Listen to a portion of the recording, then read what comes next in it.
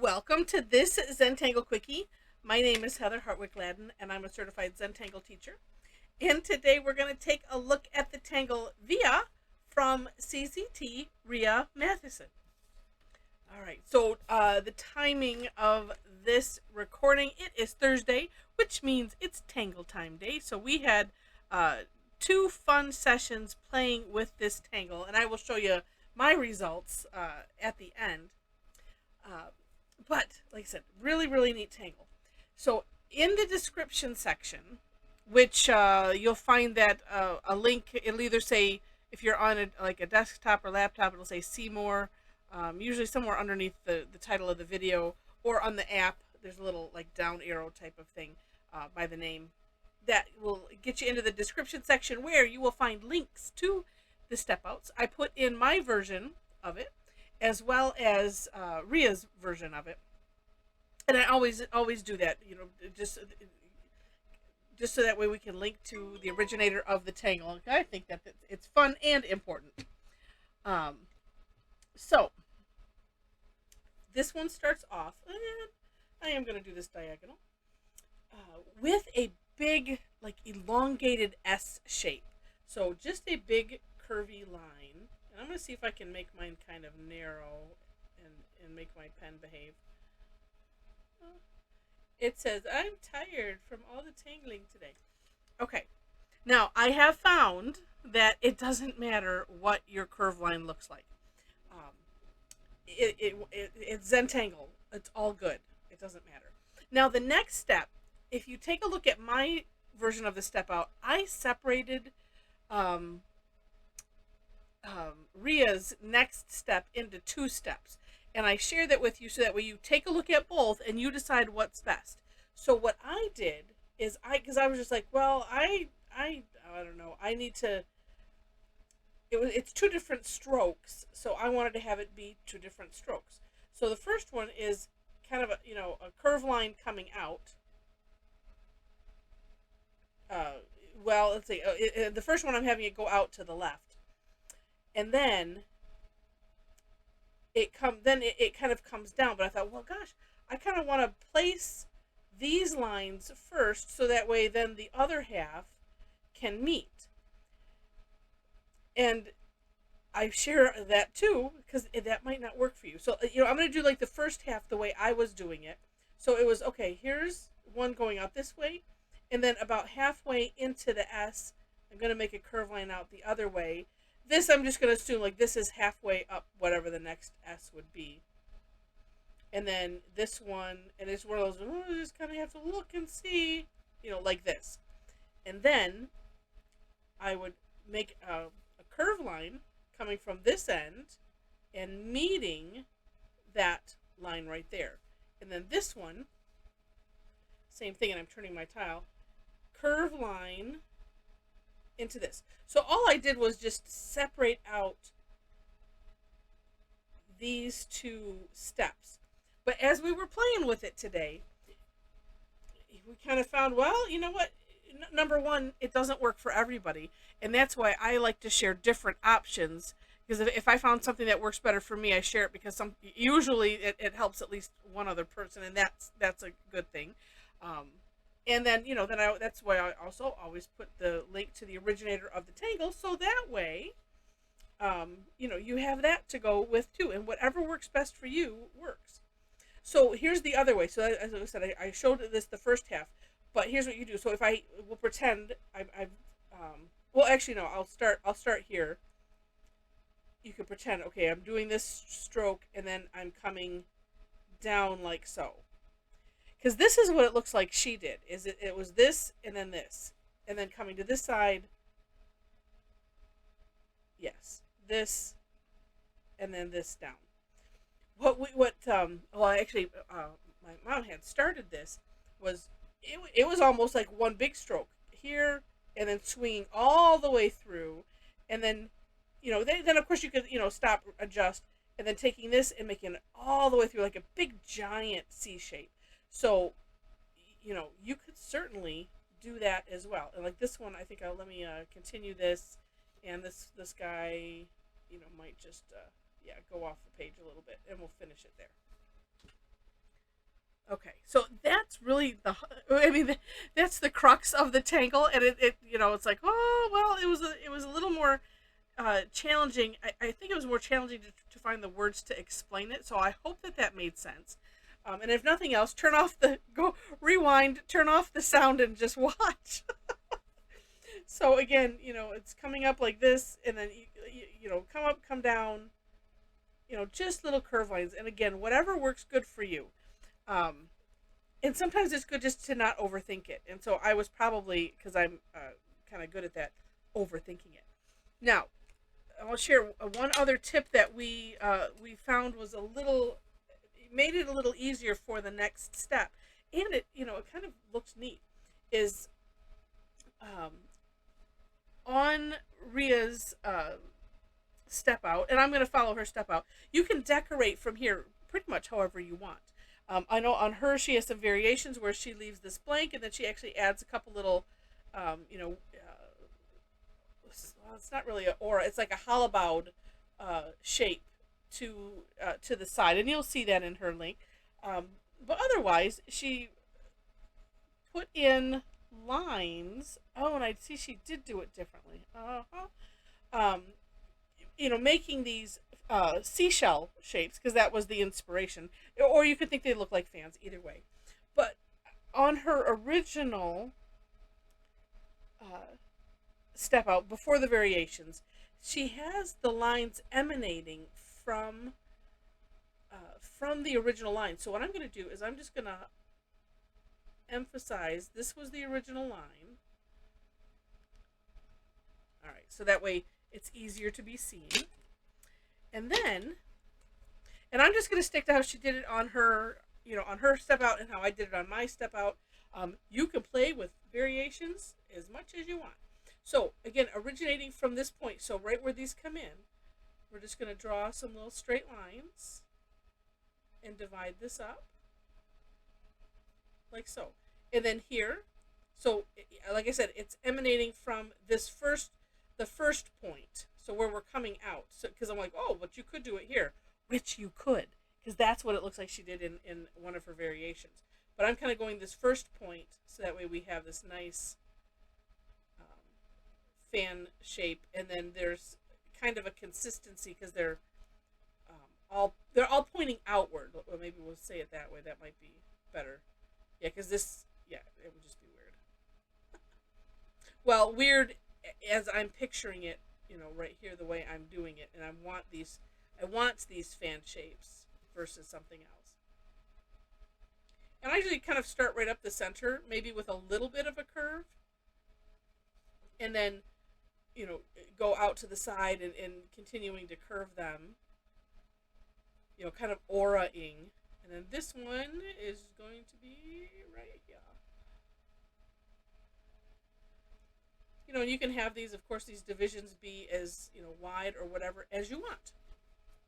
Okay. Then, it actually looked like she did two different things. And I'm going to do these little scallops because that's, as I'm looking at that, almost looks more like this is what she did. So I'm just adding little curve lines right to the top like this. The other thing you could do, and I'll show you in my sample, is you could utilize the rounding tangle enhancer, and either because on some of mine I did this and then I kind of did some rounding as well. Let's get these little ones up here too. And it's whatever you feel like doing, whatever floats your boat, as we used to say.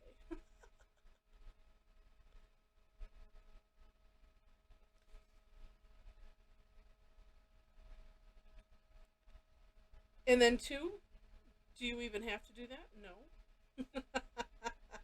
Because as you'll see in her variations, you don't have to. Like I said, this is the decorating phase, so you do what strikes you.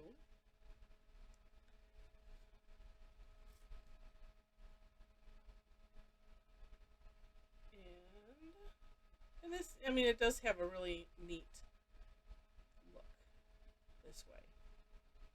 And of course, the sky is the limit on on the ways that you can have fun and decorate. Now, if you, while I'm finishing this last one, if you go to my website, tangleaddicts.com, and that link is also in the description below all the step out links, and subscribe to my blog. It should be on under the menu to the right hand side. When I get the replays done, processed and uploaded, what I do is I send out a link. I make a blog post with that, as well as with all of the pictures that the screenshots, and then people that add either email me their pictures or put it on our Tangle Addicts community Facebook group, and I add those to it along with links to this quickie video and the replays. So you'll get all of that, and and links to the step out. So it's all in one nice place. But that way you can get. There's some amazing work that just gorgeous work that everybody did. So you can get some extra ideas. All right. So then she also had the little curve line. Well, you can decide where you want it. If yours are relatively big, you could do two of them. I know I did on one of mine, but just these little curve shapes. You can decide how thick you might want them. I kind of like them a little bit thicker. And that's why they still look like, they can look like seashells. But I keep thinking they look more like fans. But either way, that's the nice thing about having things in Zentangle being non-representational, because then it's whatever you decide you think it looks like. It works out great. Okay. And there we have it. Now, I'm going to just accentuate a little bit with some shading right here, just a tad, in that base. And bring it out just a little bit, because it is just nice to there's just something neat about adding a little bit of dimension to that. And of course, you could have fun with doing an aura around the whole outside, adding some extra things if you want to, but I'm just going to leave that one like that and share with you. Let's see. Well, one I did, this was the AM session. So I wanted to make them look a little bit more seashell-esque. And so I added some colors with colored pencil on the shells themselves. And I was practicing being random. And that was really fun. And then decided to do some aura-ing with different colors of chalk pencil and blending them so that it looks like they're sitting on a pond, and these are just ripples. So that was my thought on this. And then this one I just did the rounding. So I left I didn't do the scallops at all. I just rounded the ends of each section, and it has a neat look, and you can tell because this is straight versus scallopy. So that was fun. And then in our PM session, I decided to do this, and because I think somebody on the AM session said something about flux, and I'm like, oh yes, I can just make them all look like flux and put my, the favorite thing that I like to do because of flux is adding the line dot dot, and so I added it to all of them. Did some shading in right here where they all converge, and then a little bit on the outside to add some curve, and then added some fun organics and just some some spirals and curlicues and zinger and what we call fancy flux, and just I'm gonna still play with it a little bit more, but it turned out rather neat. I was pleased with that. So anyway, just to share with you some ideas. Oh, and this one I did the scallop and also did the rounding. So it stands out just a little bit more than just this. So it all depends on what you want to do with it. And and what's neat is that there are so many options. Just the squiggly line alone can, you know, you it's hard to do that twice the same way. So, and if when you do it, don't worry about how it comes out. I have some weird places in mine, and you just, you know, I mean, I'm sure you can pick it out, maybe you can't, and that's what's fun. You know, this one, you know, this one was probably the best initial line that that I've done today yet. And we did, let's see, I have, yeah, two others that I had, well, actually this, and then this, which isn't finished yet. So anyway, lots of fun, lots of fun. It exemplifies the fact that there's no such thing as a mistake in Zentangle. And so just do have fun and enjoy the results, enjoy the decorating. So with that, hope you enjoyed it. If you did, would love to have a thumbs up or a like. Feel free to share it out, and, you know, say leave any comments, or oh, and if you like it enough to see more, I would love to have you be a subscriber to the channel. That, of course, is free. If you would like to participate in live sessions, this is one of well, because it's Thursday, the Thursday classes are always free. And so I do 2 sessions. It's always the same tangle. The only thing that, because we were talking about it today, the only thing that binds us all together in what we decide to do is the tangle itself. So what's so fun is that you can unleash your creativity to whatever extent that you want, and have fun with that tangle. And it's so much fun to see the screenshots afterwards of what everybody decided to do, and then we always get like great ideas for the next time. But I do it, again, same tangle both times, and a lot of people come to both, and because they see something, oh, I'm going to try that again, and besides, we have a lot of fun. So so would love to have you. Information is on my website, and so you can contact me by the various means, and if you have trouble finding it. But there is a link in the menu that says classes / sessions, and yeah, again, would love to have you. The more the merrier. All right, so with that, thanks so much for watching, and I wish you happy tangling.